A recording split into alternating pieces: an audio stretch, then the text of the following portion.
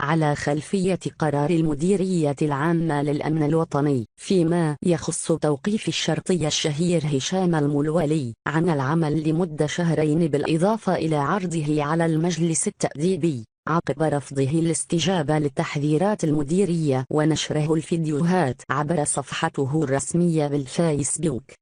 نشر هشام الملولي تدوينتين مختلفتين على صفحته الخاصة بموقع التواصل الاجتماعي فيسبوك يرد من خلالهما على قرار التوقيف، حيث نشر صورة له مرفقا إياها بالتعليق التالي: